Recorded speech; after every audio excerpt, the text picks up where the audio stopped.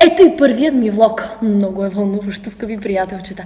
Ще го посветя на новия сериал, който с нетърпение много хора очакват. Българската криминална драма. Дяволското гърло. От създателите на Откраднат живот. Скоро по нова. Този сериал е доста важен и за мен, тъй като аз живея на това райско място Родопите. И да ви издам, ако не мигате, може и за секунда-две да видите и мен в него. А сега започваме с сериала. Разследващата криминална драма Дяволското гърло, сериалът е заснет почти изцяло в Родопите и макар да е първото българско заглавие в този популярен в цял свят жанр, към него вече има предварителен интерес от международните пазари. Очертава се да е нещо като досиетата Хикс. В Дяволското гърло има мистика, тежки престъпления, но се засягат и значими социални теми като предателство, приятелство и любов. Бежанския въпрос, съжителство на различни етноси и така нататък. Владимир Карамазов влиза в ролята на разследващ полицай от Смолян, а Теодора Духовникова е криминален профайлър, изпратен от София, който му помага.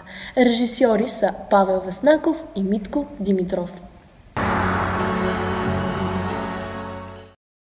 Ето какво сподели Теодора Духовникова в своя Фейсбук профил. Не знам дали съм чакала началото на нещо с по-голямо вълнение. И да, Родопите, най-мистичната българска планина, наистина крие своите тайни. За всички ни, които снимахме този сериал, той се превърна в съдбовен. За добро или лошо, но нищо не остана същото. И това е последната класифицирана информация, която получиш. А ето какво пише Владо Карамазов в своя личен блог. Та аз открих Родопите. Тази планина наистина има специална енергия, която зарежда.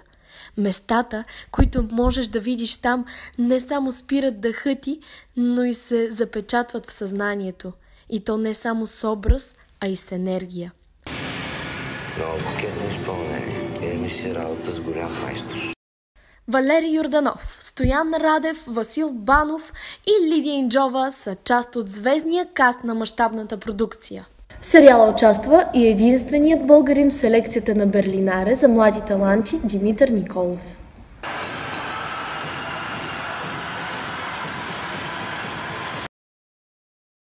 А сега, скъпи приятелчета, ни остава само да чакаме новият български сериал да започне по Нова телевизия съвсем скоро. Сега ще ви покажа и къде може да гледате двамата главни актьори Владо Карамазов и Теодора Духовникова и на театрална сцена. Теодора Духовникова може да гледате в Лисичета, режисьор Бина Харалампиева. Следващите дати на представлението са 19 февруари на камерна сцена и на 1 март пак на камерна сцена на Народния театър.